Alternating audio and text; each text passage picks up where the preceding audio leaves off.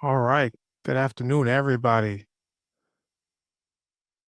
So waiting for a few others are trickling in. Awesome.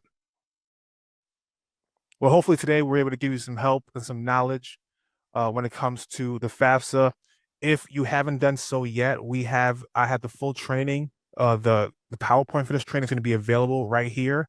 If you want to click the link, you can download that training. The presentation, all the links that are in the presentation are live in that PDF form. So feel free to download that, keep that. If we have colleagues that have yet to register, we have more of these coming out. And if they so choose, they can also go to our website. We'll have this PowerPoint recorded and up there for them to view later on and for you to view later on. All right. More people trickling in. We got a lot of New York City, not upstate. We got everybody in the building. Bronx in the building. Buffalo. Buffalo's deep. All right. Awesome. All right. As I mentioned before, I'm Jeff. I'm the training manager at HESC. I'm really excited for some of the changes and tell you some of the changes that are happening with FAFSA this year. Let me ask you this as we get started. What is if you could pick one burning question for this new FAFSA cycle, what's one thing that you want to know about this new FAFSA cycle 26, 27, as it is pretty much released, right? That open beta happened. So not anybody can go in. It's still beta phase, but it's open to everybody. What's one big question that you have about the FAFSA? Throw it in the chat. I also want to point you guys to the Q&A panel. The Q&A panel is located right next to the chat button. If you hit the Q&A button, it'll open up a panel. If you have a burning question, something that you really want answered, please put it in the Q&A panel. That just allows me to keep a better record of your question so that I can make sure I answer them, one. And so two, as other people have that same question, we're able to go and help them and put that on our website with an answer. Okay. Mildress, I heard was simplified. Yes and no. Yes and no. It was simplified. There's a big change that I know you're gonna love. And because I love it, so I know you guys are gonna love it as well. It's gonna help us all as we help students with the FAFSA. Also, keep in mind today as we go through this, this is a training for counselors and professionals. So if you're a parent, if you're a student, you're more welcome to hang out and learn. But I do not have access to any FAFSA information. So I'm not able to make any changes or adjustments for you for any FAFSA or TAP issues. So if that's your question, if that's what's going on, you can feel free to get the information, but I want people to look at your account. So just want to get that out there. So here we're going to do today. We have about an hour and change. I want to leave some time for questions. So what we're going to do today is review the key FAFSA updates, right? What is going on with the FAFSA? What is new? What is different? We identify the documents that are needed by students and contributors to fill out the FAFSA. And then we're going to explain the key elements of the FAFSA. We're also going to understand the next steps. So once the student has done the FAFSA, what's next for them? What do they have to do? All right.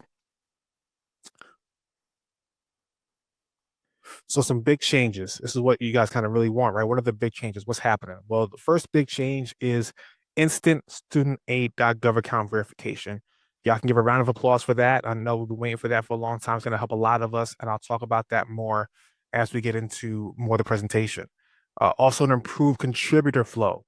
Now, raise your hand if you remember, or throw in the chat. No, that's you do this. Put an emoji in the chat if you know how to do that. Put an emoji in the chat about how you felt about the last contributor invite flow. I don't know what mine would be. Mine would be something like, can I do that? No, not that one. That one. That one's better. Right. So there was a lot of things that were issues with that flow. That flow is greatly improved this year, and we'll show you how that looks as well. There's also some things that we won't talk about in depth, but that are changing. Now students will have to report foreign income. So any parent income that was gone received from abroad will have to be reported. Also, any small business exemption that was taken away last year, they had to report any small business funds. Now that exemption is back, where small businesses under 100 people do not have to report those earnings. There's also two other things that were updated. One is students that get twice max Pell for the SAI, which is 14,790, will not be eligible for Pell, and those students who are receiving a full scholarship are no longer eligible for Pell. So I'm putting those out front because we're not going to talk about those in depth. But the other ones, as far as the contributor flow and the student.gov account, we will talk about in depth. Please forgive me too if I'm looking away. I'm trying to get to the chat as well and to the Q&A panel. So let's talk about how to get started, right? We're going to break down the FAFSA step by step, and then I'm going to try to leave at least 15 minutes at the end for questions. So students should bring, if you're working with students, should bring a social security card. Most parents are probably not going to let that go out of their hands. So at least their number. And this is in regards to their student.aid.gov account. When they're creating that account, we want to make sure they're using the correct number, because I have seen students that have used the wrong number. I'm sure you have too, seen a lot of students use the wrong number. We also want to talk about tax returns, right? They should have tax returns, because just in case they're not able to be found on the IRS, we can use their tax returns, current balance of any bank accounts or investments. And then the big change. Last year, students need to bring their parents' social security number, their address, their email, and it created a whole mess of issues with whatever the student tried to invite that contributor. It may not go to the right person, things like that. This year, the student only needs to bring their email address of a contributor. Each contributor, all they need is their email address, and I'll show you why if we get to the presentation. If those of you that are new to this FAFSA cycle or haven't done a FAFSA yet, a contributor is a new term that was introduced during the Simplification Act, which is simply a term for a person that is needed to be in the application. Anyone who must include the information on the application on the FAFSA as a contributor. It could be a parent, it could be a step parent, or it could be a spouse as a contributor. Now, a quick rundown of this for those that are brand new. If students' parents are married and filed jointly, only one parent is required as a contributor, because both parents' incomes are going to be on that tax return. If the parents are married but filed separately, or not married but living together, they'll each need their own student.aid.gov account to contribute to the student's FAFSA.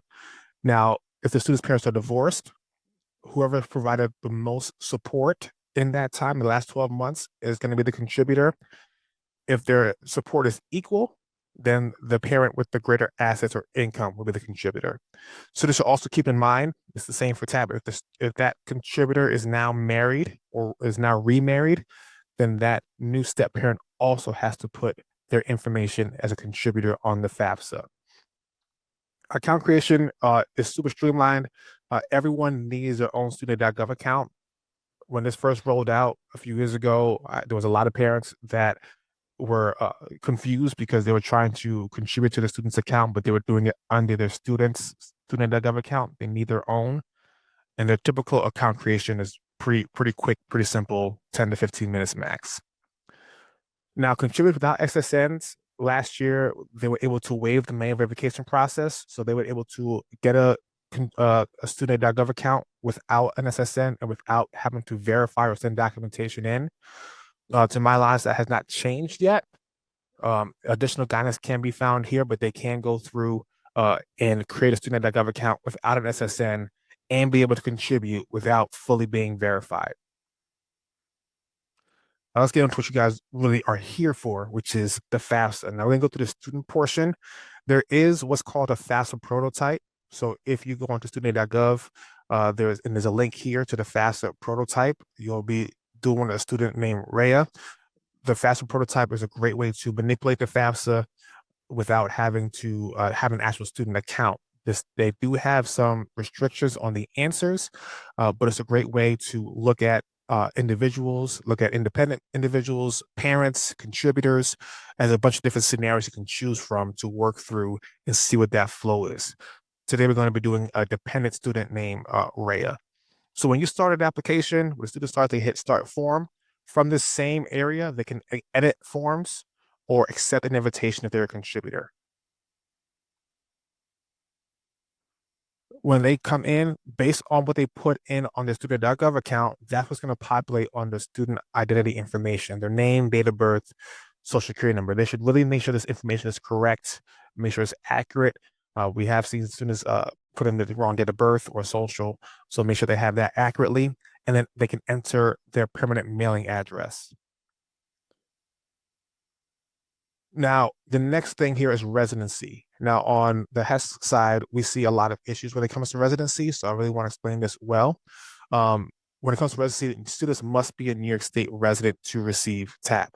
So on the FAFSA, they should have New York State resident there as well, and they should enter the date that the student actually became a resident.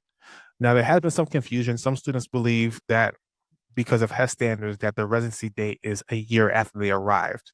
They should put the year they actually got into the state, the date, the month they got into the state, not the year preceding. What happens is that kind of messes up some students because they think they have to put a year later, and then we deny them residency because of the date they put. Right, so make sure they put in the correct date on residency. Now, for students, if it doesn't say this, we will not get their TAP application. So if you're a financial aid professional or if you're working with students and they're saying, like, I filled out a TAP months ago, but I haven't gotten any words yet, there have been times where I've seen a student um, or the parent that they're saying is not a New York State resident. And when that happens, their TAP application is submitted, but it's in limbo until the student's record on the FAFSA says New York State and the parents say New York State. Okay. Mildred, that's a great question. I'm gonna answer it in a little at the end, but that's okay, all right? If I forget, remind me, Mildred, all right? The next piece of that is the consent form. Now, this was reinstated last year. This was initiated last year, where students are asked to consent to federal tax retrieval. This is an instant transfer from the IRS into the application. Now, if there's approval or denial based on if they actually filed, if their parents filed. So this shows that they're actually getting their information imported into the FAFSA.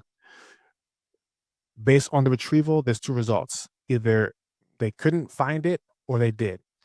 I will show you later what they'll have to do manually when they don't find the tax return.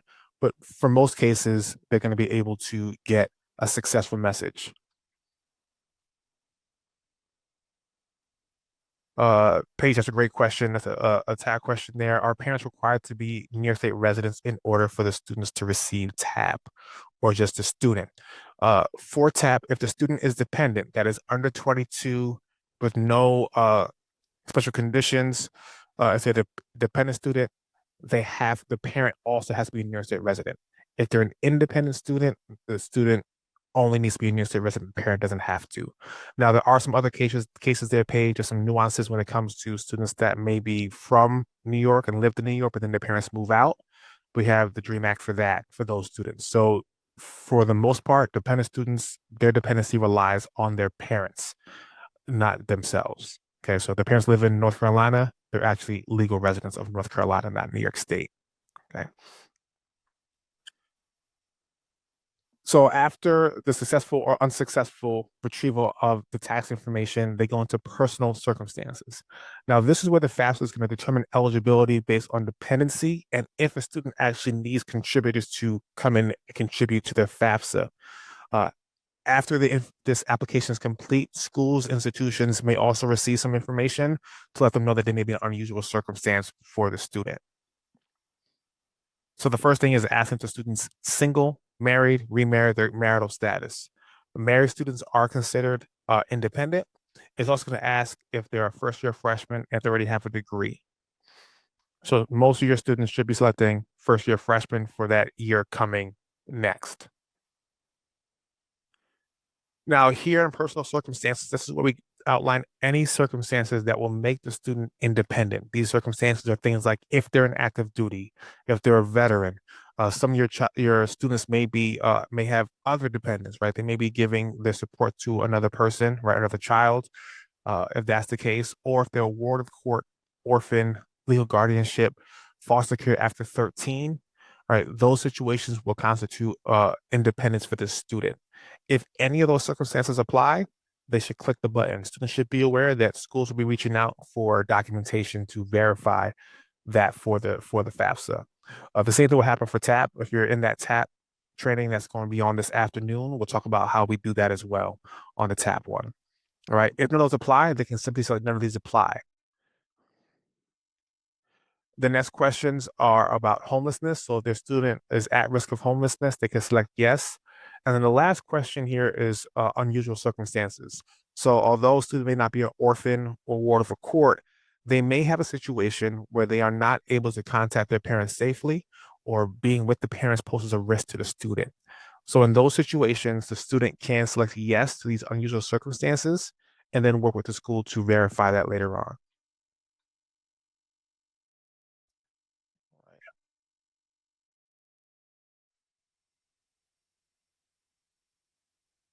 Now, there's three outcomes to dependency. One is the dependent student, right? They're designated as dependent, which means that they'll need to provide their contributors' information into the application. If they're independent, they will not need any parent information at any time. If they're provisionally independent, that means that they're independent as of right now, and they will not need to put in any parent information right now, but pending the college's approval, they might need to come back in and do that later. Yes, thank you, Rachel. That's perfect. Thank you, Rachel, for answering that for me. Now, really important, this messed up a lot of students a year or so ago when they talked about this question, direct unsubsidized loan only. There were some students that were going and saying, "Oh yeah, I want a loan," and when they did that, they didn't have to enter any parent information. Well, that's because they just selected to get a loan only. So they reworded that to make sure that students are aware that they should only select that if the student's parents are unwilling or refusing to enter information into the FAFSA.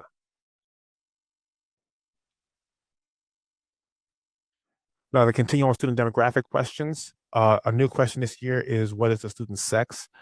These are all research-based questions, right? So this is one of the new changes. They have to answer this question, but it has no bearing on their actual uh, eligibility for FAFSA. Then that training is available. The presentation is available right now. I'll send you the link right now.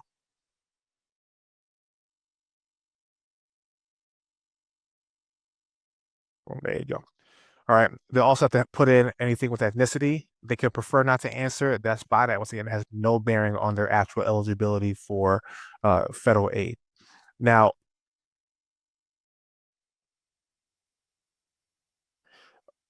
the student demographics, it also continues with their citizenship status. Now, this is the current student aid handbook. They haven't updated it yet, but these are the current eligibility requirements for citizenship. Students need to be a U.S. citizen or eligible non-citizen to be eligible for federal student aid. Now, there are some students who have a social security number but are not U.S. citizens. In that case, they can still complete this form, and students and schools will use that. Now, if you have a student in New York State that is not an eligible non-citizen or U.S. citizen, HESC has other alternative pathways to New York State aid. We have a training on that next week, Monday, that will help with that, right? So if you have those students, they can go that way, or some schools have their own bucket of funds for those students. We'll continue with parent education, which if their parents graduated from school, they can select that there, or they can say they don't know and continue. Once again, no bearing on uh, the actual grant programs. And the last one is parent killed in the line of duty. That's for students who have had a parent that was deceased in the line of duty. Schools can use this. I know HESC has a particular bucket of funds for or particular scholarship like World Trades or Merit that will allow these students to go to school free. Will pay for the cost of attendance for those students. Now, continues to the demographic is high school completion status. Now, when it comes to high school completion status, they have to have a GED or some kind of certification, and they can select that here.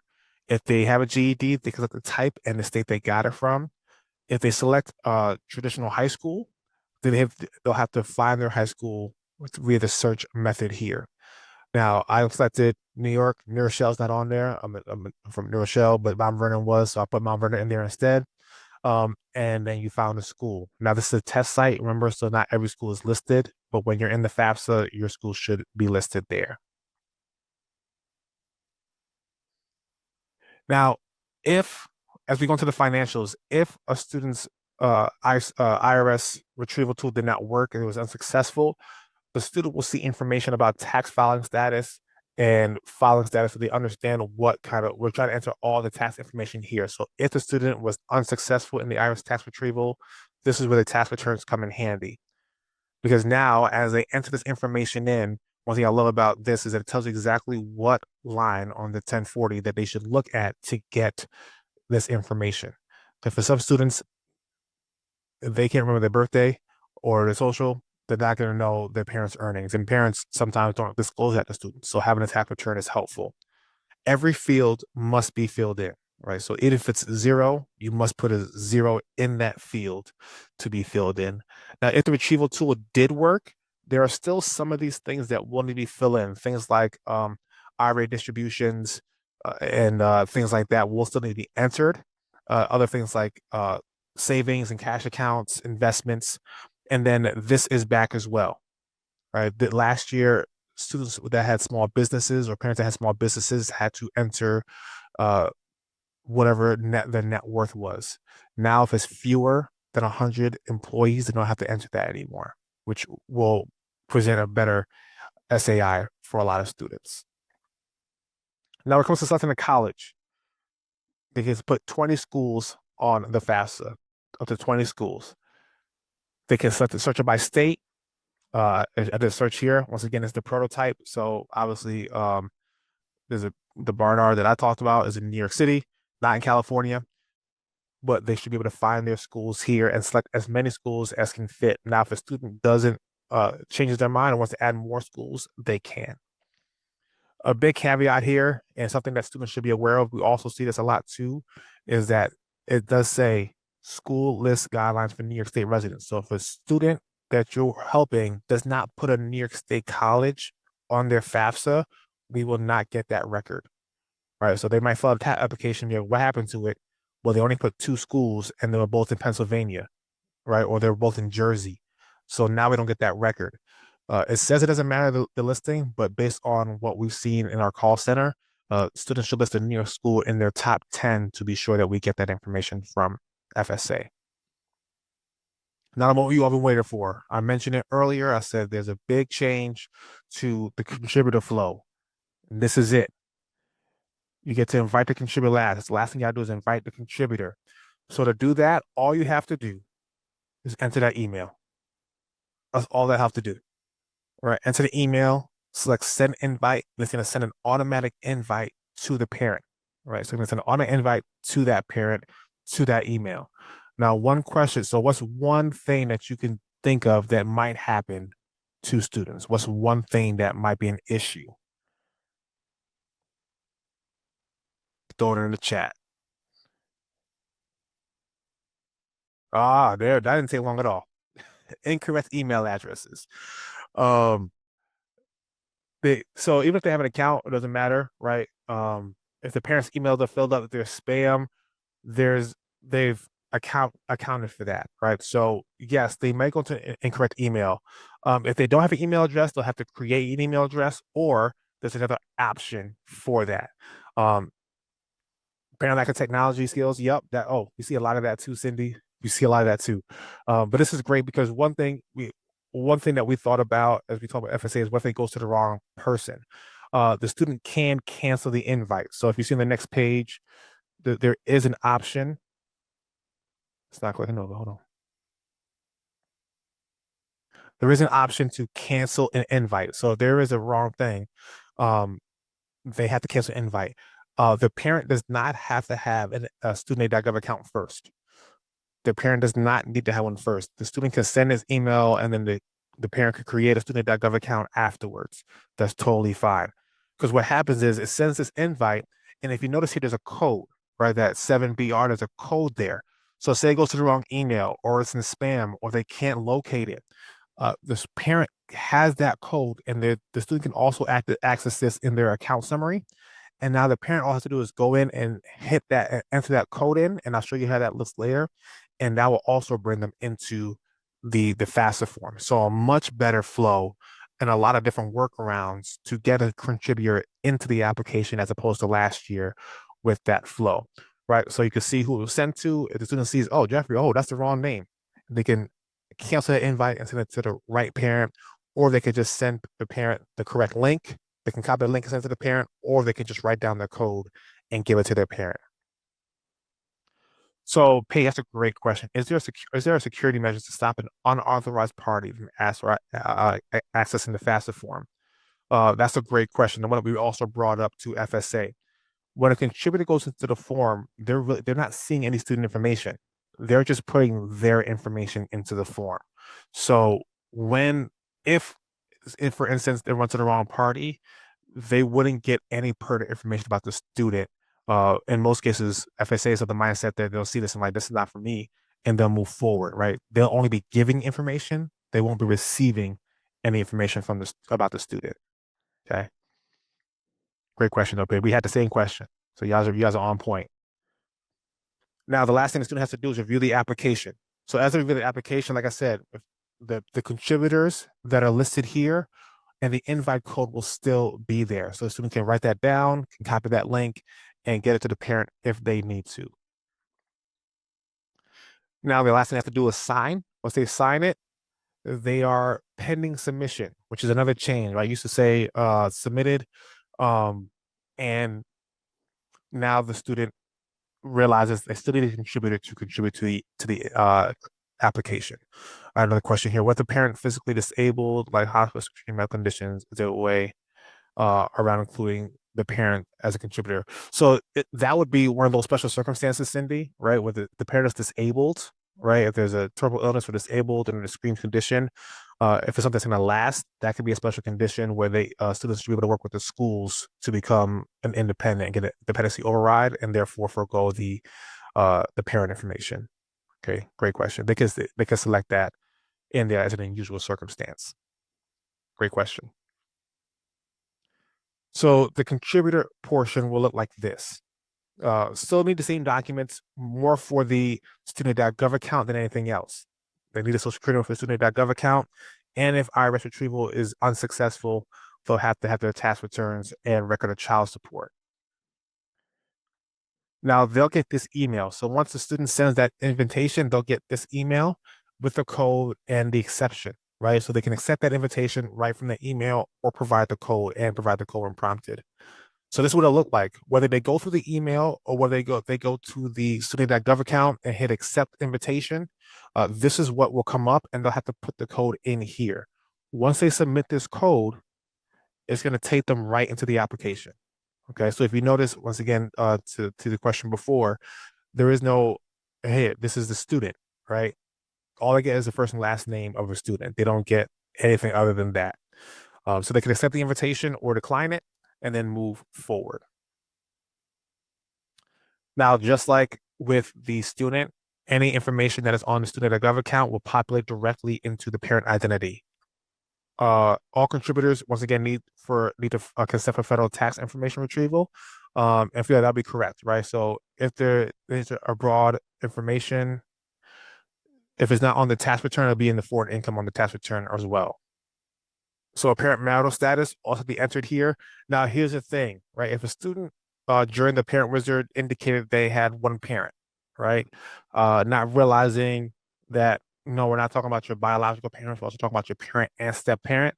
If the parent enters remarried as their marital status, they will be asked to invite the other contributor later on in this flow. Okay, so if by chance the student messes up, just puts the parent is, single and only one contributor, or they forget to invite the other contributor, the parent will be able to fix that on this flow here. When it comes to state of legal residence, right, parents should also make sure their state of legal residence is New York. Back to that question earlier, if we go in at HESC and we see that the parent's state of legal residence is Maryland, right, that's going to tell us the student is not a New York resident, and they won't be able to get tapped, right? So they should make sure that the parents are, if they are, in fact, New York State residents, to put New York as their state of legal residence. Now for financials here, there's some nuances here. One, if the family size is different than was reported on the 24 return, right? So that could be different things, right? So birth of a child moved out, now independent. Those things, if that's different, they should select yes, and they'll be asked to enter in the correct family size, or if no, they can keep it as is. Now, with the federal benefits, I'm a proud recipient of free lunch now. My kids get free lunch, and I'm so excited to not have to make lunch every day for these kids. But I wouldn't get free lunch otherwise. So for all the other federal benefits, if they're getting them, they still can select them. For free and reduced lunch, just make sure it is only if the student would have received it other than the New York statewide mandate. Now, number in college should always at least be one. All right. If there are more students in college other than the parents, they can add those students as well. Now, when it comes to financials, if it was successful, they'll have to put in this additional information. Now, I got a question here from Sarah about grandparents file taxes and claim student as a dependent. So I know on our side, we're talking about biological or step parents, right? Those are the terms for contributor or parent, biological parent, step parent. So in those cases, most of those students are actually in like a legal guardianship or something like that, or like a court situation. So those will still be independent students. What about parents who either didn't file taxes, should have, or did them in an interesting way? So in the case of parents who didn't file or didn't list students or listed other students, they can enter any missing students here, right? If the family size is different that was reported, so say for instance, um, they have split custody, right? So they have maybe the other kids in a split custody, and they get them 1 year and they don't give them another year, right? On the taxes, they can hit yes here and then enter that student that was not um, entered on the actual tax return and put that as part of the family size. We're here. I'm gonna get to those questions too, and make sure if you can, folks, put them in the Q&A panel just so I can make sure I revert back to them. I don't lose them in the chat. All right. Contributor financials. Once again, here any foreign earned income. So once again, there's income earned abroad. Parents live different places. Anything the IRS form 1040, it tells you exactly what line to enter for that foreign income, and then other things that were there previously, net worth of businesses, IRA rollovers, and things like that. Now, to invite a parent spouse, right? So if there's another spouse or another parent that needs to be invited, the parent can do so there and invite that spouse to the application, just like the student did earlier. And the last thing for the parents to do is just to review their information once again. So if there's another contributor that was invited, you see an invite code for that contributor, and it'll send out an email to them, and they can go in with just the code. And then they have to sign. Anytime a student or a parent, a contributor is entering the application, please make sure they sign, because I've seen students on FAFSA and TAP that do not sign the application, right? And then wonder why it's not done because they don't sign the corrections. All right. So from here, the FAFSA is complete, right? Which is great. And we understand that a complete FAFSA does not mean done FAFSA because there's a lot of things that change in that time. So students should track the status of their FAFSA as much as they can. They can access their dashboard through their account. That will tell them if any action is required. So, for instance, if they go in right now, they're ineligible because they didn't provide consent. So they can start a correction here. All right, whatever the correction they have to make, they make that correction and then they go and they sign it to make sure that correction sticks. Okay. So now I'm going to open it up to questions. I know I did a lot, but I want to get as much as I could in our 45-minute time slot so I can answer many questions. Marlon, there's a question here. Let's see if I could, so I can see everybody. Okay, I couldn't really see everybody before. All right, there's a question here. If a student is claimed by grandmother who lives with New York, so we go by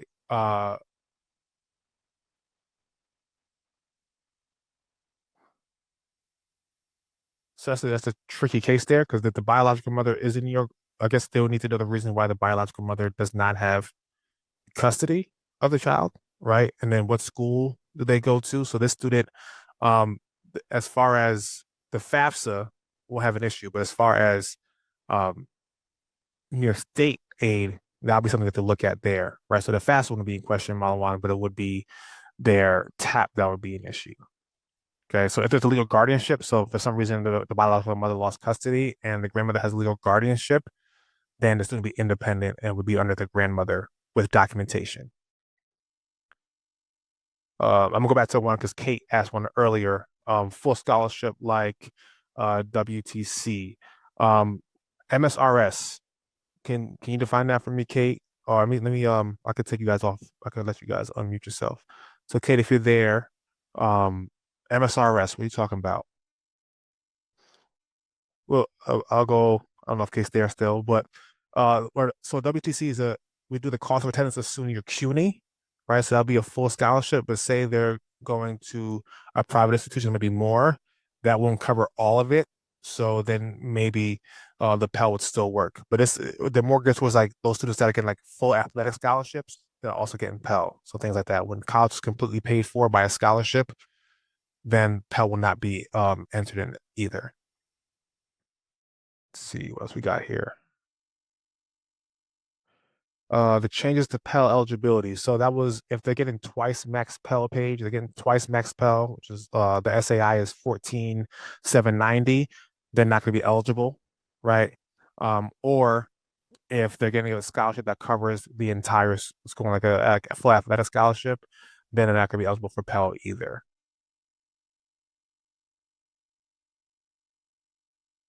Good question. A lot of good questions rolling in. All right, y'all testing me.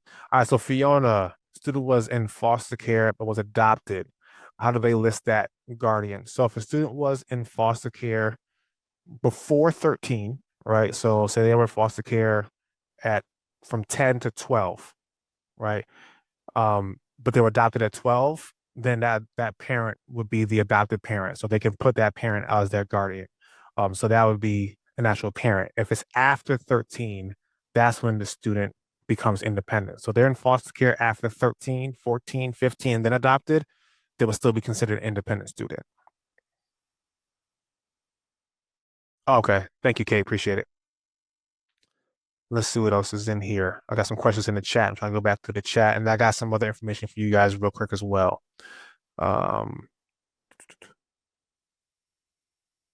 so if a student is in foster as a foster child, they have to be listed then. They have to list them as a dependent. So if they're in foster care after 13, Mildred, yes. And there's documentation with that. So they provide some kind of group home documentation or things like that, and the school will verify it.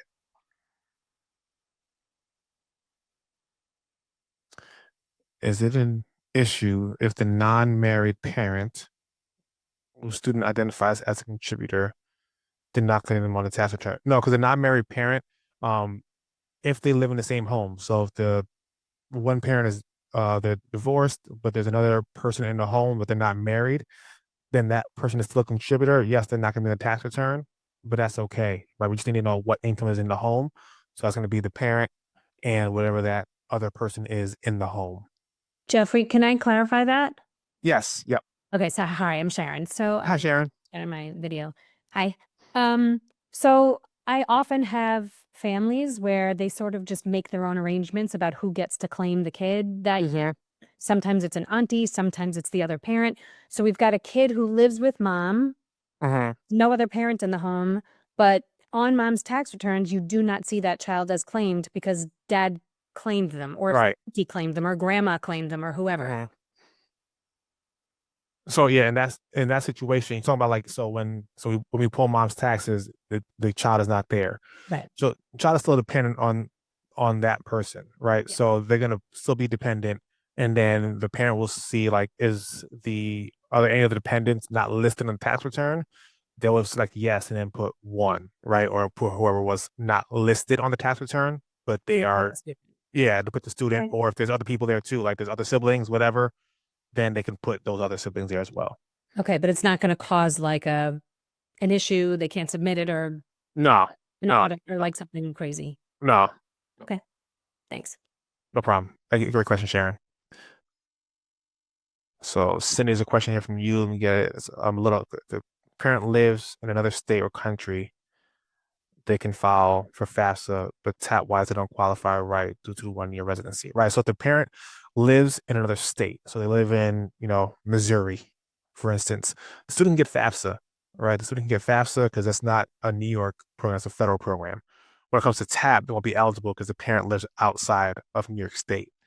Now, the DREAM Act will allow some of those students. So, say there's a student who, born and raised in New York, lived in New York, parents, their senior is like, you know what, I'm out of here. live with your uncle for a little bit while if you want to finish school in New York and they want to stay in New York, those students can receive FAFSA, but they can also receive the DREAM Act because they would have graduated from New York State High School and met the education requirements to still get New York State aid. So they can't go through traditional FAFSA, traditional TAP, but they'll still be able to get state aid through a different portal, an alternate eligibility portal.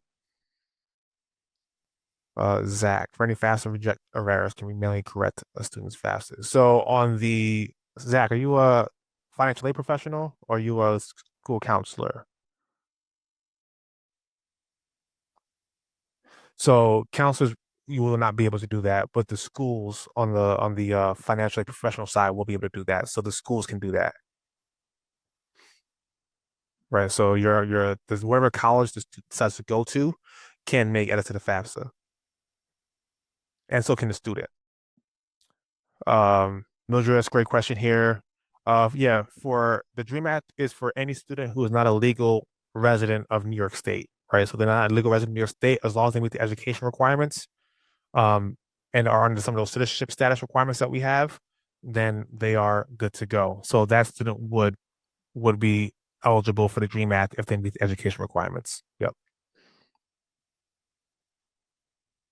Yes, Sharon, thank you for reminding me. I think you did answer me that about the whether parents refusing to provide information. So students are not independent if the student's parents refuse to give FAFSA information. So the student's parents have the option to accept or to refuse to provide the information. If they refuse, the student is only going to be eligible for student loans. They will not be eligible for federal aid, right? So the student can't say, I'm independent because my parents refuse to give information. That's unfortunately not how it works. Um, they'll only be eligible for those loans. Yeah, so that would be real time. So when they click, when they click yes, my parents refusing, it's going to literally forego most of the application and they'll only be entered in for loans. So they won't be like that income, like they won't have any parent questions. It'll be uh, a much shorter application and just give them loans. There you go. We on the same course, Sharon. We're good money. Um, Chris, slide. I want to say something with 3 or 4 is early. It was early. I want to say like 3 or 4 right after the agenda. Let me know if it's there, Chris. I have this updated presentation will be up later this afternoon. I made a few changes, but not many. Fiona, what are you talking about? Could be changed anytime. Sorry.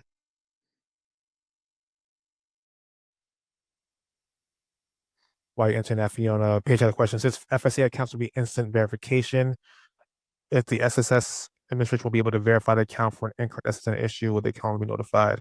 So, Paige, this is gonna I should mention that that's gonna be a great thing. So it's gonna be instantly verified. So they'll say either yes or there's a mismatch, and then as soon as they get that notification, they can go back in and see what was wrong, whether it's the date of birth, whether it's social, correct it right then and there, and then send it back out again, right? So if you're doing completion events, like for instance, I'm sure a lot of you are aware, especially high school counselors, that we have college application month coming up next month, which is a huge thing that we do every year to promote college applications where people are waiving their fees, but also promote fast and tap completion. If you're doing completion events, it's going to be so much easier to just go, come on in, let's get your student.gov account, have a student.gov account station where they can get that instantly verified if they don't have one, and then move on to actually do the application. So it's going to be a really helpful tool, even for us as we do our virtual events. So I think someone was asking Mitchell about doing events or fast completion events. We do have some in school, but most of them we do are virtual. So we have virtual completion events at least once or twice a month throughout the year. We have some of you guys come in and help students with their FAFSA and TAP applications from start to finish. So students can register for those events, get in there, and then they'll go into a room with a financial aid professional or a HESC staff and get the whole FAFSA and TAP application completed right then and there. So that is available for you guys. And I think there's one coming up later on this month or early next month. Okay, Chris, thank you. I'll make an addition to that. I think I spoke to it, Chris, but I make an addition to that twice max Pell, right? That just means that they won't be eligible for Pell, and I'll make a note of that on the next slide. Yes. If the parent does change their mind, they can go back and make that change. Yep.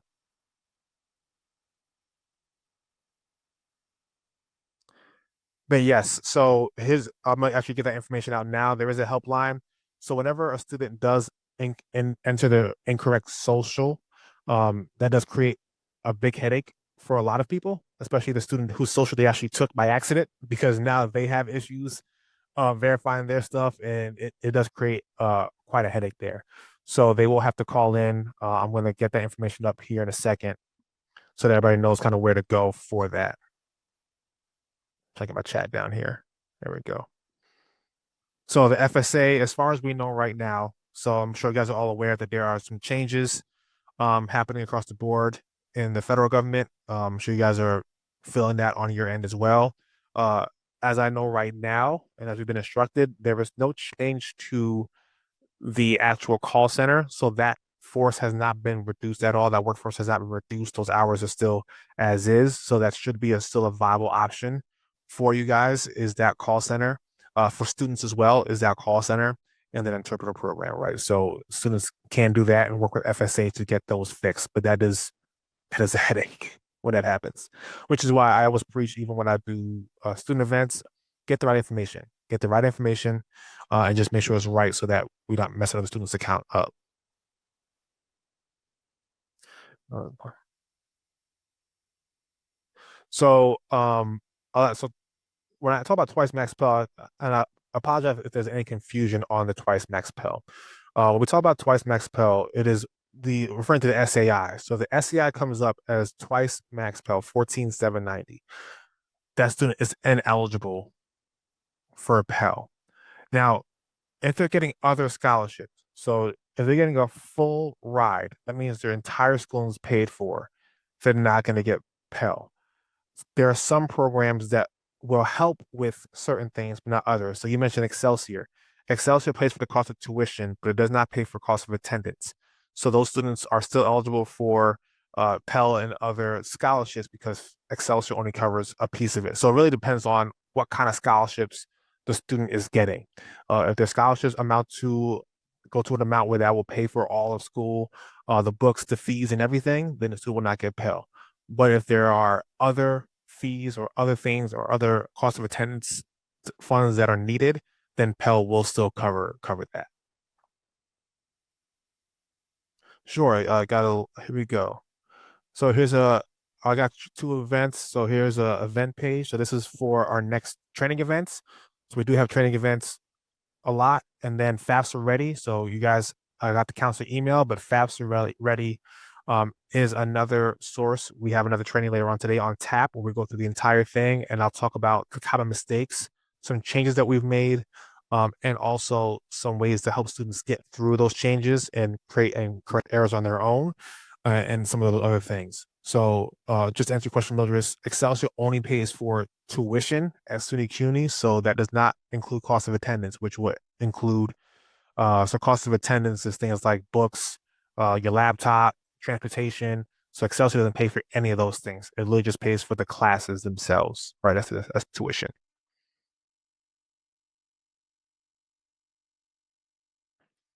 All right. So if you have further questions, I guess you have my email address from the email. I am the training manager, right? So I don't process accounts, but I do sometimes speak with those folks to get the most accurate information. Or you can email pre-college services for more assistance. I'm free for any more questions that you guys have. You guys have been great. I appreciate y'all. There is going to be a brief survey. So if you have feedback, I would love to have it because we want to make this better for the years coming. I think I saw Cindy had a hand up. Uh, Cindy, do you have your hand up? Yes, hi Jeffrey. I have a quick Cindy. question. So I was just Yes. looking at the upcoming trainings. Moving forward, they're just is the same like this one. They just repeat. So for FAFSA, there's 5 different modules. So each course has its own training. This one will be the same, but what we do is like for instance, this afternoon there's a meeting with FSA that we have. If there are Mhm. any pertinent updates, the next training will reflect those updates. So as electronic announcements come up or other big things happen, I'm going to update this training. So the one tomorrow or I think this one next week or so may be the same, but the one a month from now may be different depending on what changes have happened with the FAFSA. Okay, thank you. Yeah, no problem. But the other 5 modules are totally different than this one. Okay. Awesome. No problem, Mildred. If you have any other questions, please feel free to ask. Please make sure you fill out that survey. That'll be very helpful for me to make sure I'm on track or if I'm missing anything. And please take advantage of our resources that we have on the Fast Ready training page. Alyssa, I'm coming. I'm trying to find your question. I must have missed it. Transparent.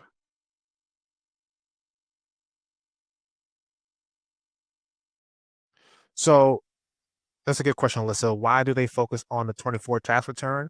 Because that's the tax return that's going to be on file in October 1 when everything opens, right? They won't have a 25 tax return. So we always go prior year. All financial aid does that. But what can happen is after they file and say their income is super high, after they file, they can get what's called a special circumstance and or a professional judgment. So they can go to school and say, hey, this is my income, but my parents lost their job. What can you guys do? And then they can work with the school to adjust the income reflected on the application and then produce a different SAI, right? So that can happen for students. Unfortunately, for New York State side, TAP does not adjust for unemployment, but FAFSA side will be able to do so. Okay. I'll come my email here if y'all need. Yep. And there's another question about the survey. Once you leave the meeting, a survey should populate. Somebody let me know if you don't get it, and I can send it out via email later on. But it should automatically populate a survey that you guys can fill out and let me know if I'm on track. Any other questions that I missed? Awesome, excellent. Well, I hope you guys enjoyed the training today. I hope I see you guys in another one. All right, we have TAP coming up later on today, and we have a bunch of other ones coming down the pike. So I appreciate all of you guys. Have a great rest of your day.